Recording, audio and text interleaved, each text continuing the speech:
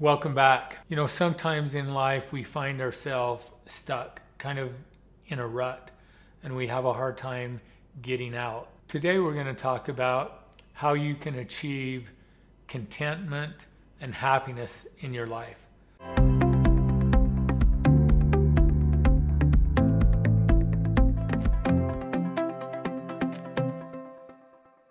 If you've watched many of my videos, you know that my belief is that everything we do in life, we do it because we believe that it's going to make us happy. It's going to give us more contentment in our life.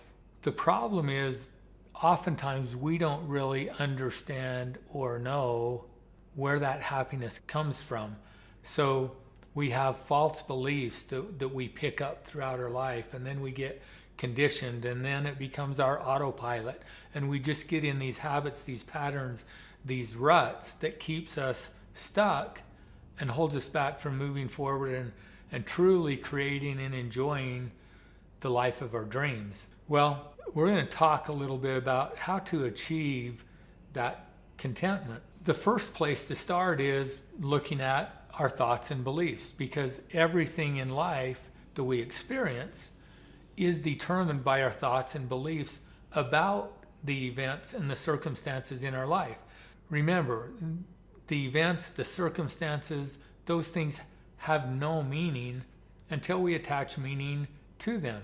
So discontentment in our life is always about comparison. It's about looking at our life and where we're at in our life and comparing it with someone or something that we believe is better than what we are experiencing. And as a result, we are discontent. There's a really powerful book that is called Acres of Diamonds, and it's a story of a farmer who had a successful farm. He had a family, a loving family, and he was content with his life. He had a good life. And then one day, a person came into his house and started talking to him about diamonds and got him to begin to think and to imagine that if he had diamonds, that he would have a better life. He would be more content and more happy. So he decided to sell his farm and to go in search for diamonds. So he did that. He sold his farm, and then he left his family and he went in search of diamonds. He spent a few years searching for diamonds and spent all of his money from the sale of his farm, did not find any diamonds, and ended up being lonely, sad, depressed, and ultimately took his life.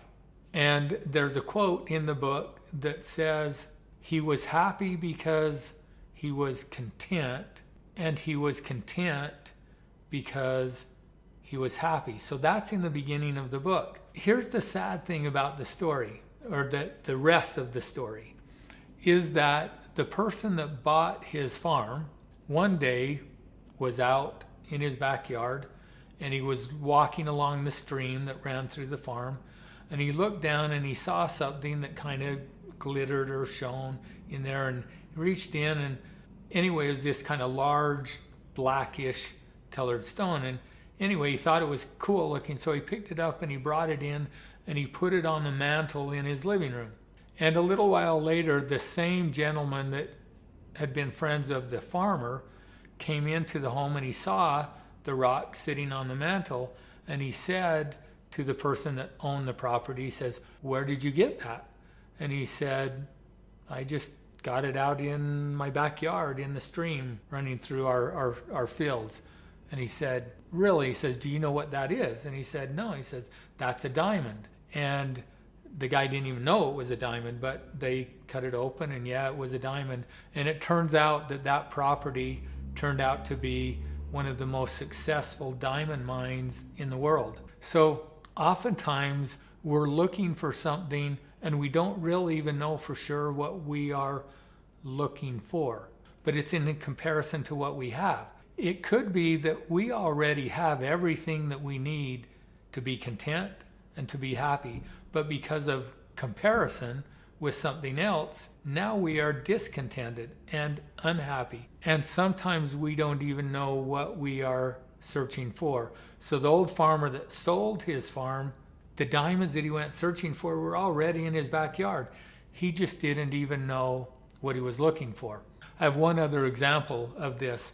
My wife and I made a trip to Costa Rica a few weeks ago, and they had a hydrotherapy pools there, which was kind of massage with water. And so they had a number of different pools. We first got in kind of more of a whirlpool the water was warmer, and we went from there into the larger hydrotherapy pool. And when we stepped into that pool, it was really cold. And so we both stepped back out of it and were like, we don't know if we want to get in that cold water. But then we remembered, because we had done these hydrotherapy things before, there's a cold pool. And so you just do a quick dip in the cold pool, and it really just kind of shocks your body and closes your pores. So we decided to go jump into the really cold pool and then go back into the other pool. So we did that.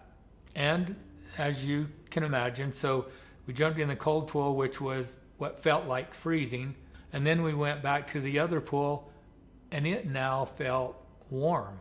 Everything, when we look at contentment or discontent, it's in comparison to something else. So how do we change that? Well, we go back to looking at our paradigm, or the lens through which we see the world. And we know that there are two basic paradigms, a paradigm of abundance and a paradigm of scarcity. But the lens, the thoughts and beliefs that we have, determine what our life, what our experience is like. So in any situation that we're in, we can find something positive, something good about that. If we focus on gratitude and we look at everything that we have to be grateful for, we can experience contentment and we can experience happiness. But we can also take that same situation and we can focus on what is wrong and what is lacking, and we can experience a feeling of discontentment and unhappiness. So it's not so much about the situation that we're in as it is how we perceive that situation. And the cool thing is, when we live in a paradigm or a state of abundance and of gratitude, where we recognize the good that we have in our life, then through the law of attraction, we will attract into our life more and more of those good things, making our life better and better. So the way to bring more contentment into your life, change your paradigm, change your mindset. Begin to look for all that is right and all that is good in your life right now, exactly the way that it is. And as you do this, watch and see how your life transforms, and more good things begin coming to you. As you go out and try to apply some of the things that we talk about here, share with us your experiences. And if there are other things that you're struggling with that you would like help with, we'll post that below too, and we'll do videos that will address those issues or those topics.